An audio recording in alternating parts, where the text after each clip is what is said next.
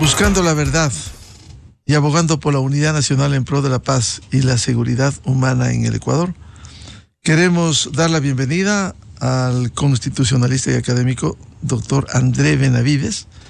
Lo invitamos para analizar este último hecho que deviene de la sentencia de la Corte Constitucional que por unanimidad, caso 180-22-EP, que refleja lo que hacen determinados jueces, no todos por cierto, determinados jueces venales que por sobre el ordenamiento jurídico benefician con dinero del Estado en un dictamen presentado primero con habeas data. Doctor André Benavides, ¿qué significado tiene? Partamos del pedido inicial dentro de este proceso en disputa, y que incluso a través de un habeas data, que ¿acaso el habeas data no faculta el pedido de información de una institución pública? Buen día, doctor Benavides. Buenos días, estimado Miguel. Un cordial saludo para usted y para toda la ciudadanía que nos escucha a través de Radio Democracia. Bueno, la Corte Constitucional se ha pronunciado respecto de un caso bastante llamativo y cuestionable en el cual los hermanos Bucaram Aivas, a través de un habeas data, lo que pretendieron fue el reconocimiento de un derecho de propiedad respecto de un bien inmueble que no les pertenecía. Y evidentemente estamos frente a un caso de desnaturalización de una garantía jurisdiccional como es el caso del habeas data, ya que esta garantía tiene por finalidad que usted pueda conocer información respecto a su persona. Esta garantía permite conocer información relativa a sus bienes. Así también esta garantía jurisdiccional le permite a usted actualizar, rectificar, corregir, anular información que puede ser generadora de derechos, generadora de violación de derechos constitucionales. Sin embargo, de manera irregular, vemos cómo se presenta este proceso. Esto tiene que ver con una propiedad que está en el Golfo de Guayaquil y se lo presenta esta demanda en Quevedo, en Los Ríos, donde no tiene nada que ver la competencia respecto de esta demanda. En ese orden de cosas, vemos cómo se ha utilizado, se ha bypaseado el sistema de justicia constitucional con la competencia para ver determinados jueces que no tenían nada que ver, cómo podían dar a favor este proceso. Por otro lado, yo creo que también es necesario indicar que los accionantes no es solo que presentaron el habeas data, presentaron una acción de protección y esa acción de protección les negaron, y como les negaron la acción de protección, ahí sí van por el otro mecanismo constitucional. Pero lo grave de esta decisión, estimado Miguel, tiene que ver con los efectos que se dan, porque a través de estas sentencias que se dieron principalmente en la Corte Provincial de Los Ríos, se dispuso que a través de sentencia, esta sea inscrita en el registro de la propiedad de Guayaquil y con eso se reconocía la propiedad de la familia Bucaram Aivas. Por otro lado, se dispuso que se dejen sin efecto las autorizaciones y concesiones que tenían determinadas empresas para poder hacer uso de esos terrenos para actividades acuícolas. ¿Eso qué significa? Que también se está violentando los derechos de terceras personas que eran legítimos dueños o tenían autorizaciones, permisos para poder producir en esas tierras. Y lo tercero, que es lo más grave, estimado Miguel, se establece una indemnización económica, la cual ha llegado a sumar cerca de 22 millones de dólares. Y la Corte Constitucional en este caso ha dejado sin efecto todo eso y evidentemente el Ministerio de Economía y Finanzas, el Banco Central han procurado recuperar ese dinero. Lo preocupante de la forma de cómo se recupera ese dinero es que se han bloqueado esos títulos valor y obviamente que existen personas que están a cargo de, ya han realizado transacciones.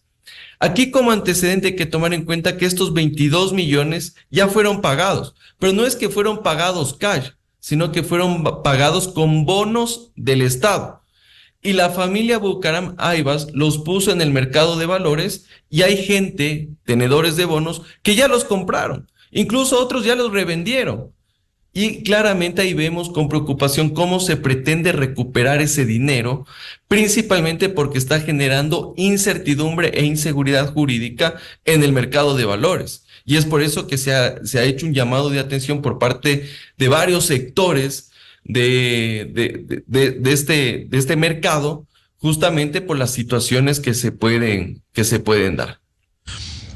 Doctor Benavides, el tema es complejo, el judicial. Ahora, ¿qué debiera hacer el Consejo de la Judicatura cuando seguramente, como se han comprometido, habrá un proceso administrativo y disciplinario, pero no pueden suspender porque estos jueces, si no son al menos suspendidos temporalmente, van a seguir actuando? La Corte Constitucional determina error inexcusable y eso no es una falta gravísima, como dice el artículo 109 del Código Orgánico de la Función Judicial. Totalmente, estimado Miguel. De hecho, la Corte Constitucional toma decisiones bastante importantes. El primero, que tumba esas sentencias que disponían como medidas de reparación integral el reconocimiento de un derecho de propiedad y una indemnización económica. Por lo tanto, la situación, al menos en el ámbito jurídico, respecto de esas propiedades, sigue en el estado anterior antes de la presentación del habeas data.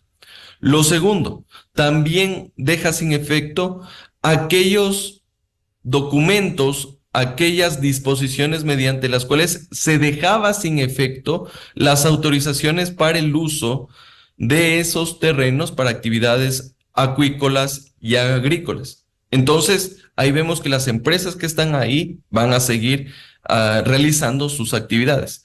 Lo tercero, deja sin efecto la reparación económica y ha dispuesto al MAGAP y al Ministerio de Economía y Finanzas la recuperación de esos 22 millones de dólares. Cuarto, justamente lo que usted señala, la Corte Constitucional calificó el error inexcusable en contra de estos jueces y ha dispuesto al Consejo de la Judicatura que inicie las investigaciones correspondientes y en consecuencia los procedimientos sancionatorios a efectos de que estos malos jueces puedan ser sancionados y con ello tener como una repercusión la destitución de su cargo de jueces. Y por otro lado, también la Corte Constitucional dice que en este caso podría también haberse configurado un presunto delito de prevaricato y el expediente tendrá que ser emitido, tendrá que ser notificado a la Fiscalía General del Estado para que realice la investigación previa. Y finalmente, respecto del abogado, dice que este ha abusado del derecho al presentar primero una acción de protección y luego un habeas data, y obviamente que lo ha puesto a órdenes también del Consejo de la Judicatura para que lleve a cabo los procesos administrativos sancionatorios correspondientes. ¿Debe actuar entonces de inmediato en lo que le compete al Consejo de la Judicatura? Evidentemente, estamos frente a una decisión legítima de autoridad competente, que en este caso es la Corte Constitucional, que se ha pronunciado en sentencia. En tal virtud, el Consejo de la Judicatura está llamada a iniciar con los procedimientos administrativos sancionadores. Y obviamente, al existir la declaratoria jurisdiccional previa, el Consejo de la Judicatura en este momento ya está habilitado para establecer como medida preventiva la suspensión hasta un plazo máximo de 3 meses hacia estos jueces. Obviamente que la normativa, el Código Orgánico de la Función Judicial nos dice que en estos 3 meses ya debe resolverse la situación jurídica de estos jueces. Es decir, que en 3 meses ya se debería saber si es que son o no son destituidos. Y también la Fiscalía, paralelamente, una vez que remite la Corte a esta institución, iniciar la respectiva investigación penal contra estos jueces.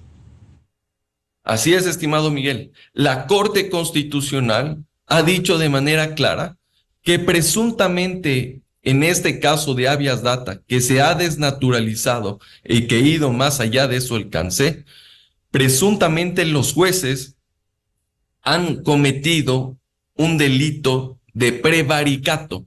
¿Qué significa el prevaricato? Fallar en contra de ley expresa.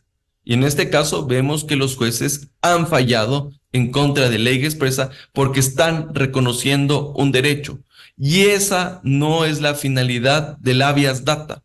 El habeas data tiene otro tipo de naturaleza, persigue otros fines. Y si usted lo que pretendía era que se le reconozca un derecho, usted lo que debía es activar la vía ordinaria, es decir, presentar un juicio civil y que un juez de lo civil le diga si tiene o no tiene la razón.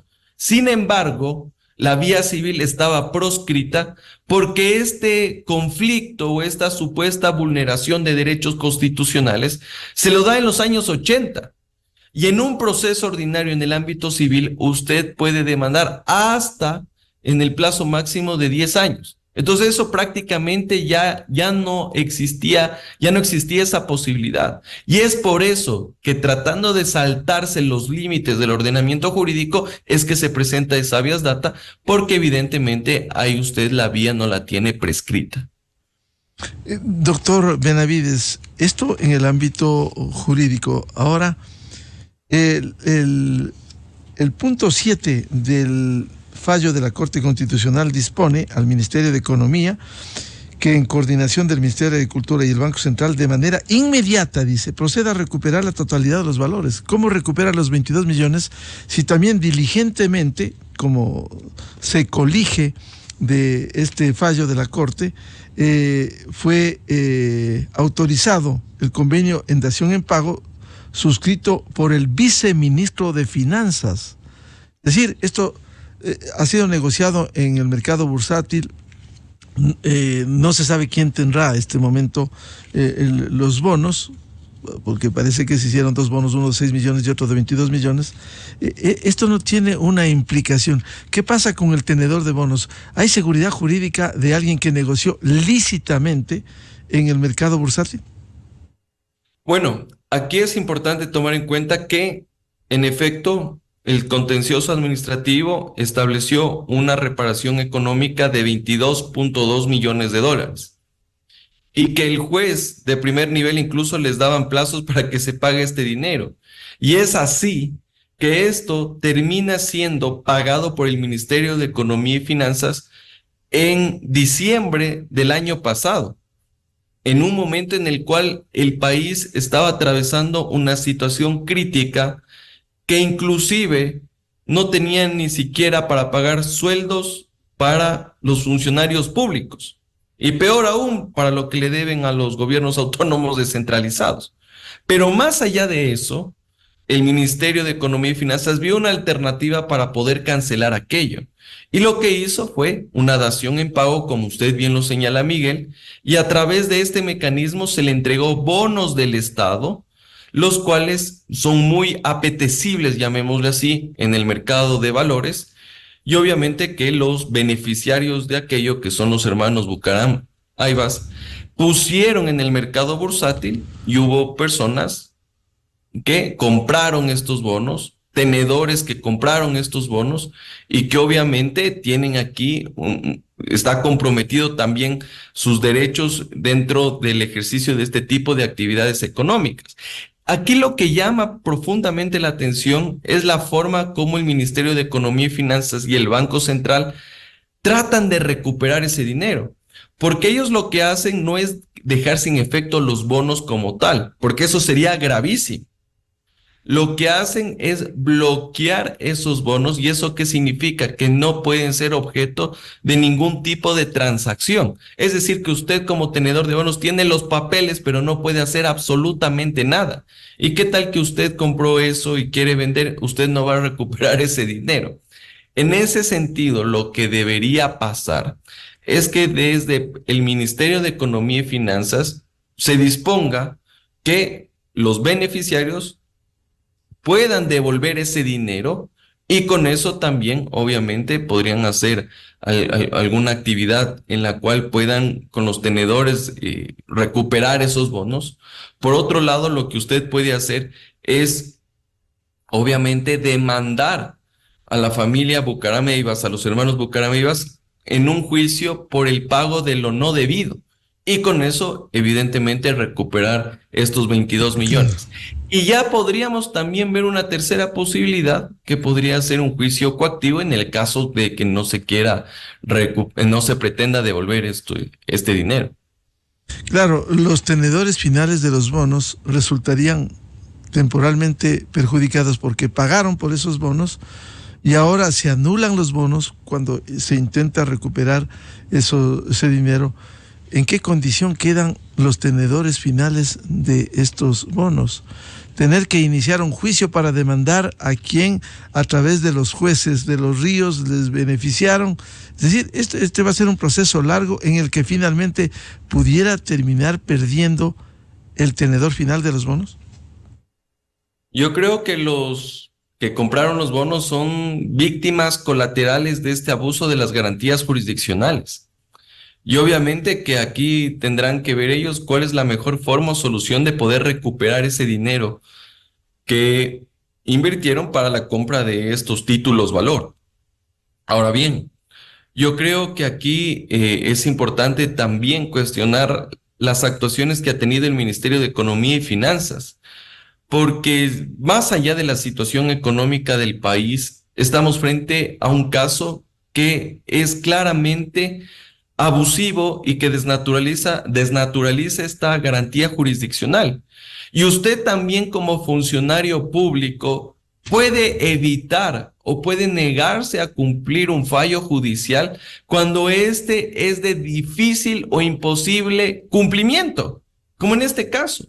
Y esperar un poquito que llegue a la Corte Constitucional y ahí que la Corte Constitucional le diga lo que le tenga que decir.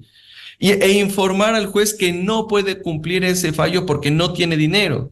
Y diga que no puede cumplir ese fallo porque evidentemente estamos frente a un caso que es contrario a la Constitución, la ley y la jurisprudencia de la Corte Constitucional. En esos casos usted sí puede oponerse, pero vemos que en cambio el Ministerio de Economía y Finanzas diligentemente pagó ese dinero, claro, con bonos de Estado. Y ahora tenemos otro problema que se está dando en el mercado bursátil.